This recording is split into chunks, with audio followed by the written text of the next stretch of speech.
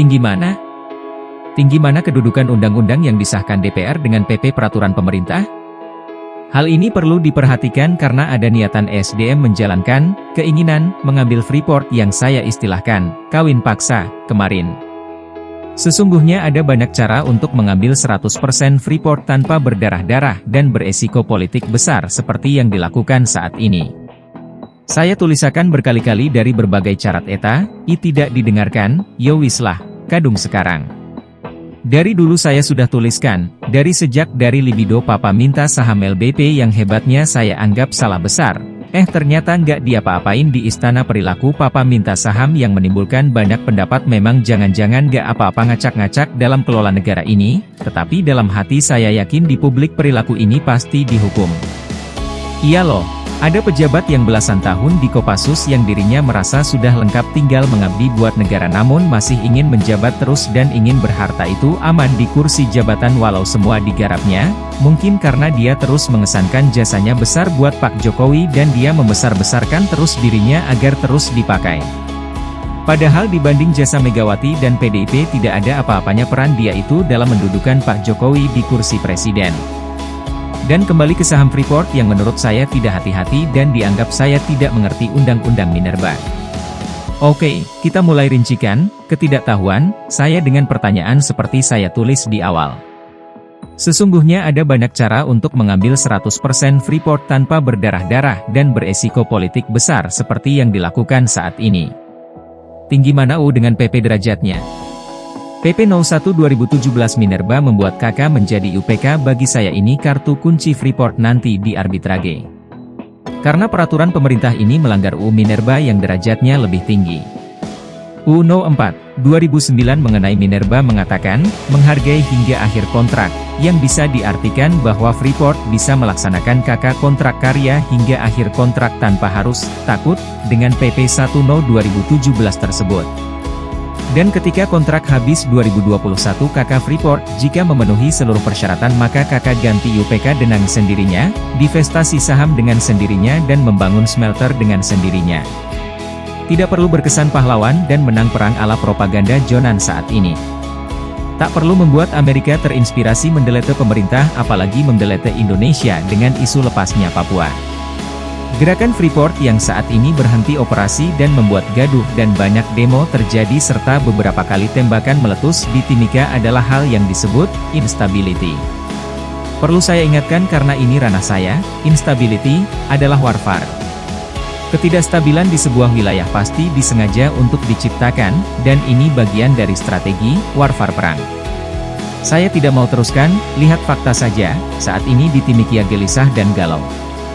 Kalau menteri dilingkari asisten cantik saya nggak tahu bisa kerasa nggak kegelisahan dan instability di Timika ya.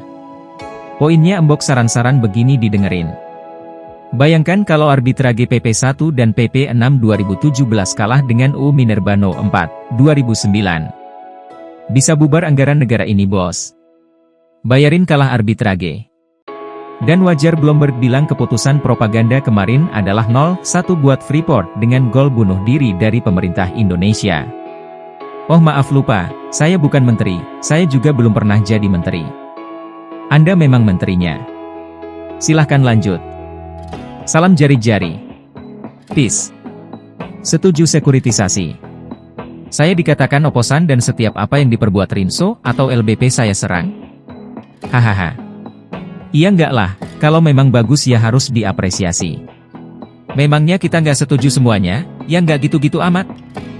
Contoh, sekuritisasi jasa marga dan PLN, masing-masing mendapatkan 5 triliun dan 10 triliun saya setuju. Karena, putusan ini oleh Rinso kali ini saya setuju.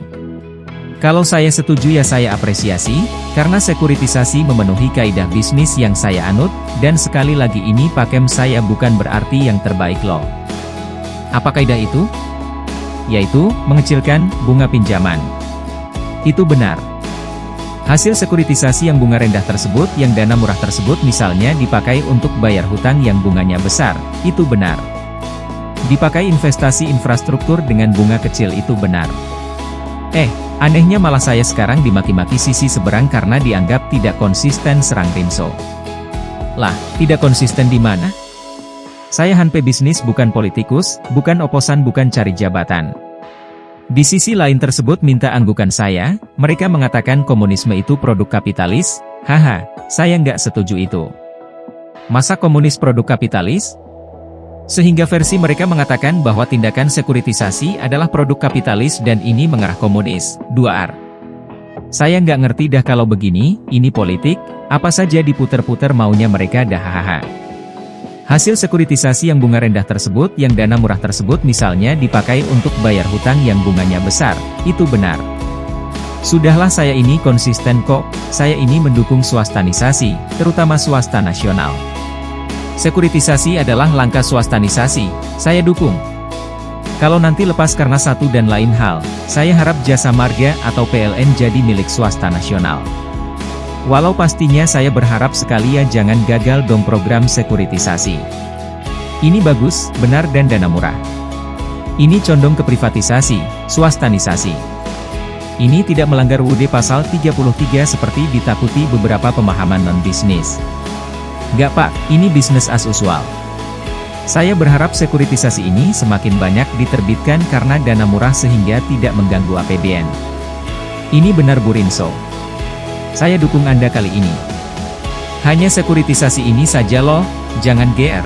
Yang lain tentang BUMnisasi ya saya tetap nggak setuju, karena penyebab keringnya cash di tanah air karena BUMN sama Cinanisasi, tapi untuk sekuritisasi lanjut. Lanjut juga maki-maki saya nggak konsisten serang Rinso. Han saya bilang saya masalah dengan Rinso itu karena dia pro BUMnisasi anti UKM dan anti swasta nasional. Sudah deh jangan bawa-bawa saya buat politik ya. Peace. Sudahlah saya ini konsisten kok, saya ini mendukung swastanisasi, terutama swasta nasional. Sekuritisasi adalah langkah swastanisasi, saya dukung. Baik kita lanjut chapter berikutnya ya. Jangan lupa like, komen dan share.